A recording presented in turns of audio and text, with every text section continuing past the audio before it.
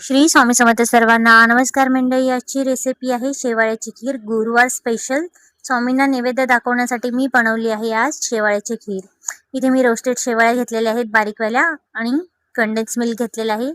कढईमध्ये 2 चमचे तूप घालायचं आहे आपल्याला. इथे मी वेलची चेचून टाकलेली आहे, काजू बदाम घेतलेले आहेत बारीक करून, चारोळे घातलेले आहेत. ड्रायफ्रुट्स तुमच्या आवडीप्रमाणे तुम्ही घेऊ शकता. दूध घालायचं आहे. आता इथे कंडेन्स मिल्क घालायचं आहे आपल्याला. मी इथे साखरेचा वापर अजिबात केलेला नाही. मला जेवढं गोड हवं होतं तेवढं गोड झालेलं होतं. तुमच्या आवडीप्रमाणे तुम्ही साखर घालू शकता. आता आपण याच्यामध्ये केसर घालायचं आहे. छान अशी आता उकळी आलेली आहे दुधाला. छान असं सतत मिक्स करत राहायचं आहे आपल्याला. बघू शकतात केसरचा रंग आलेला आहे. आता आपण शेवाळ्या घालायच्या आहेत. मी शेवाळ्या इथे भाजलेल्या नाहीत, ह्या रोस्टेड शेवाळ्या आहेत बारीकवाल्या. 5 मिनिटात आपली रेडी होते ही शेवाळ्याची खीर. रेडी झालेली आहे आपली मस्त गरमागरम शेवाळ्याची खीर. आता आपण स्वामींना नैवेद्य दाखवायचा आहे.